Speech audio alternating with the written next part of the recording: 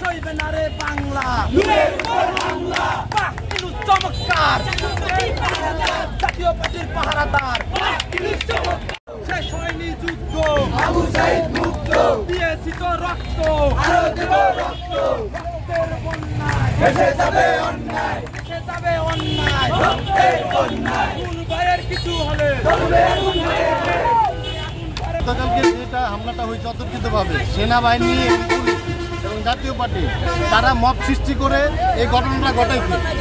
সেনাবাহিনী থেকে বলছে যে আমরা নাকি মব সৃষ্টি করছি, কিন্তু আপনারা সাংবাদিক মহোদয় দেখছেন ওইখানে সংবাদ সম্মেলনের জন্য আমরা 20-30 জন লোক ওইখানে ছিলাম।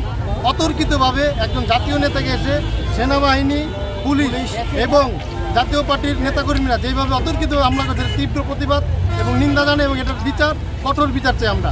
আমাদের উপর আমরা যখন বিপি নূর এবং রাশেদ খান মশাল মিছিল করে কার্যালয়ের দিকে যায় সংবাদ সম্মেলন করবে, তখনই আমরা দেখতে পারি এক বর্বর রচিত সেনাবাহিনী এবং পুলিশ একত্র হয়ে আমাদের বিপি নুরুল হক নূর এবং রাশেদ খান সহ আমাদের অনেক নেতৃত্ববৃন্দের উপর হামলা চালানো হয়।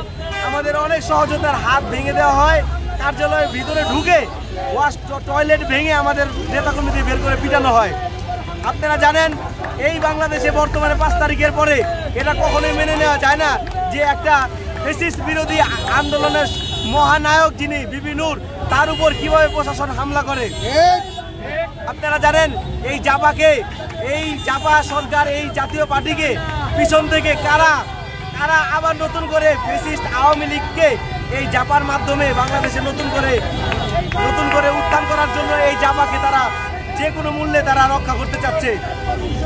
বিগত সময় দেখেছি আওয়ামী লীগ সরকার এইভাবে সেনাবাহিনী, পুলিশ দিয়ে বিপি নূরের উপরে হামলা চালাতে সাহস পায়নি, কিন্তু বর্তমান পরিস্থিতিতে আওয়ামী লীগকে আনার জন্য বর্তমানে তারা জাতীয় পার্টিকে ব্যবহার করে আওয়ামী লীগকে পুনর্বাসন করার জন্য জাতীয় পার্টিকে যে কোনোভাবে ঠিকাদারি নিয়েছে।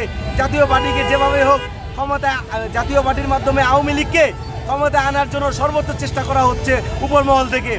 আমরা জবাব চাই ইন্টারিম সরকার থেকে, আমরা জবাব চাই সেনাবাহিনী থেকে যে কিভাবে একটা দলের প্রধানের উপর এভাবে হামলা চালাতে পারে। এটা কি কখনো সম্ভব?